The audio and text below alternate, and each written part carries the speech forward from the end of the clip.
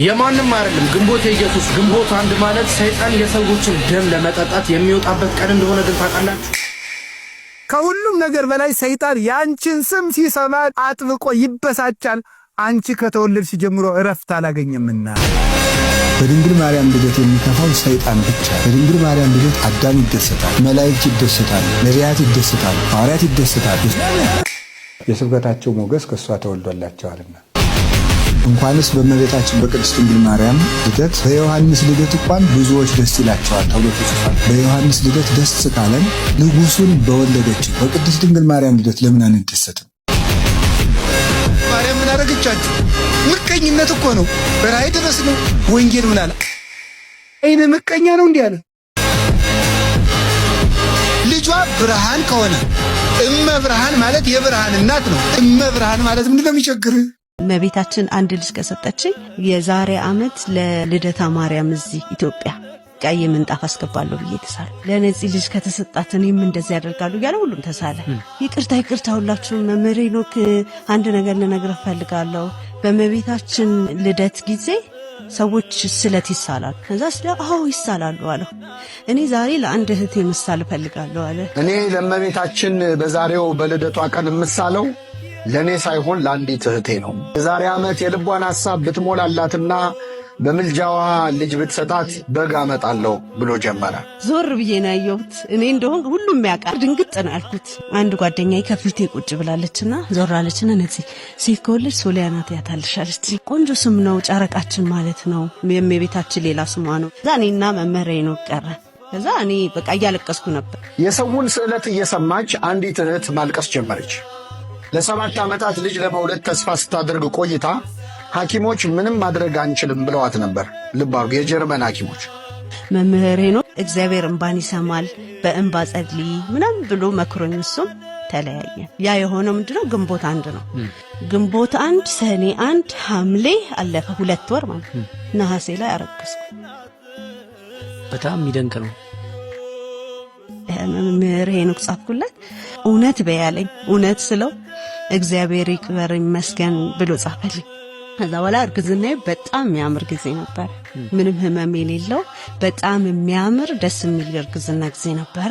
ልክ በዓመቱ የዚያ ሁሉ እንባ የሆነች ሴት ልጅ ድንግል ማርያም ለነጻነት ሰጠቻት።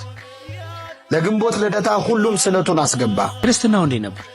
ክርስትናው ሲደርስ መምህር ሄኖክ መጣ። አረቴ እሱ ነው ክርስትና ያነሳ። ልመናዋ ክብሯ የልጇም ቸርነት በእውነት ይደርብንና እመቤታችን ያደረገችው ተአምር ይህ ነው ለማለት በቃ። የያዛችሁትን ወረቀት የያዛችሁትን ብዕር አንሱና ለእመቤታችን ብላችሁ ከኃጢአተኛው ከከሌ ልጅሽ የተላከ መልእክት ነው። በልደትሽ ቀን ምድራውያን ልደታቸውን ሲያከብሩ ካርድ ይዞ መሄድ የተለመደ ነው። እኔ የምሰጥሽ ካርድ እንኳን ተወለድሽ ብቻ አይደለም ተማጽኖም ጭምር ነው። የተወለድሽው ለኔ ከሆነ አትጣይ አትዘንጊኝ ብለን እስቲ እንማጸናት። ከጀርባ የምታዩት ጥቁሩ ትላንት የነበሩት የነቢያትን ለቅሶ ሐዘን የሚያሳይ ነው። ከጀርባ የምታዩት ነጩ ዛሬ ያለን ሰዎች በእሷ ያገኘነውን ደስታ ለማሳየት ነው። እዚህ እስቲ ጻፉላት፣ ተማጸኗት። በልደቷ ልደታችን ነው ካላችሁ እንደ አዲስ መፈጠር እንደ አዲስ መገኘት ከኃጢአት ወጥተን ወደ ጽድቅ ሕይወት ለመኖር ከእመቤታችን ውጪ መርቶ የሚወስደን ማን አለ? አሁን እመቤታችንን እንደ አምላክ ነው የምታመልኳት ክርስቲያኖች ይባላል አይደል? ክስ ሲሰማ ሰምታችሁ ታውቁ?